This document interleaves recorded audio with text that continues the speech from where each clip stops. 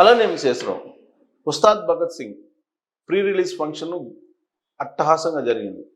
పవన్ కళ్యాణ్ చాలా కాలం తర్వాత చాలా జోష్గా కనిపించాడు ఆ వేదిక మీద.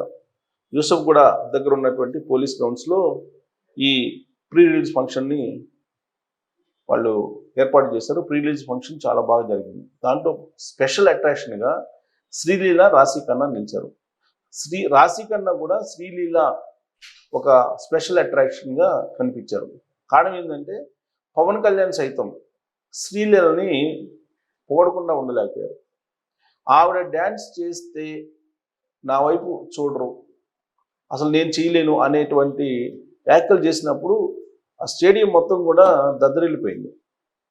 ఇదంతా ఒక ఎత్తు అయితే, పవన్ కళ్యాణ్ గారు ప్రసంగిస్తూ ఉన్నప్పుడు శ్రీలీల, రాశిఖన్నా వెనక వైపు ఎగ్జాక్ట్గా శ్రీలీల వెనక వైపు నుంచున్నటువంటి ఒక నటుడు మరి ఏం చేశాడో తెలియదు, కానీ శ్రీలీల చాలా సీరియస్గా వెనక్కి తిరిగి వార్నింగ్ ఇచ్చింది. అతనికి కంటి చూపుతోటే వార్నింగ్ ఇచ్చేసింది. ఇది ఆ ప్రీ రిలీజ్ ఫంక్షన్ చూసేటువంటి వాళ్ళు కనుక క్లోజ్ అబ్జర్వ్ చేస్తే అర్థమైపోతుంది. మరి ఇంతకీ ఎందుకు శ్రీలీల ఆ నటుడి మీద ఆగ్రహం వ్యక్తం చేసింది వెనక్కి తిరిగి అనే దాని మీద కొంచెం ఆరాధించి టాలీవుడ్లో ఉండేటువంటి కొంతమందిని ఆరాధించినప్పుడు, కొంతమంది అడిగినప్పుడు వాళ్ళు చెప్పింది ఏంటంటే, వెనక ఉండేటువంటి ఒక నటుడు పవన్ కళ్యాణ్ గారు మాట్లాడుతున్నప్పుడు మొబైల్ ఫోను రింగ్ టోను చాలా పెద్దగా వినిపించిందంట.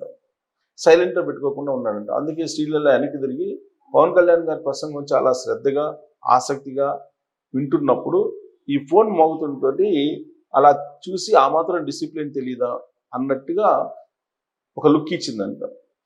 అదే ఇప్పుడు పెద్ద హైలైట్ అయింది. ఇప్పుడు శ్రీలీల, రాశిఖన్నా ఇద్దరు హీరోయిన్లు.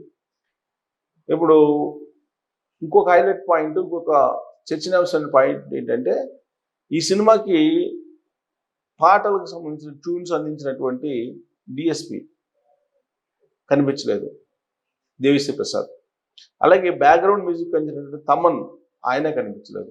ఇద్దరు మ్యూజిక్ డైరెక్టర్లు కనిపించలేదు. ఇదే పెద్ద రచ్చ నడుస్తుంది. ఇప్పుడు చర్చనీయాంశం అయింది, రచ్చ కూడా నడుస్తుంది. కారణం ఏంటంటే, ఈ సినిమాకి సాంగ్స్కి మ్యూజిక్ అందించిందేమో డిఎస్పి, బ్యాక్గ్రౌండ్ మ్యూజిక్ అందించిందేమో తమన్.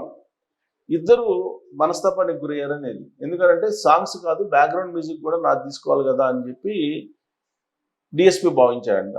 బ్యాక్గ్రౌండ్ మ్యూజిక్ నాది లేనప్పుడు నేను ఎందుకు వెళ్ళాలి ఫంక్షన్కి అని చెప్పేసి ఆయన ఏడలేదు. తమన్ ఏమనుకున్నాడు, నేను బ్యాక్గ్రౌండ్ మ్యూజిక్ కదా అందించింది, అసలు మెయిన్ మ్యూజిక్ డైరెక్టరు డిఎస్పి కదా, కాబట్టి డిఎస్పి వెళ్తాడు, నాకేం పని అని చెప్పి ఆయన వెళ్ళలేదు. మొత్తం మీద టోటల్గా ఇద్దరు వెళ్ళలేదు ప్రీ రిలీజ్ ఫంక్షన్కి. దీని మీద పెద్ద చర్చ నడుస్తుంది. సో హరిశంకర్ డైరెక్షన్లో ఇప్పుడు ఉస్తాద్ భగత్ సింగ్ 19వ తారీఖున ఉగాది సందర్భంగా రాబోతోంది.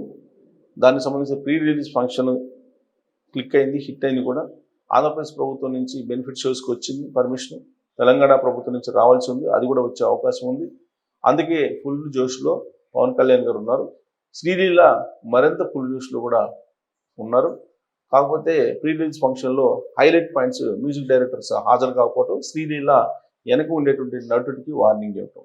దీని మీద మీరు కామెంట్ చేయొచ్చు. Thank you.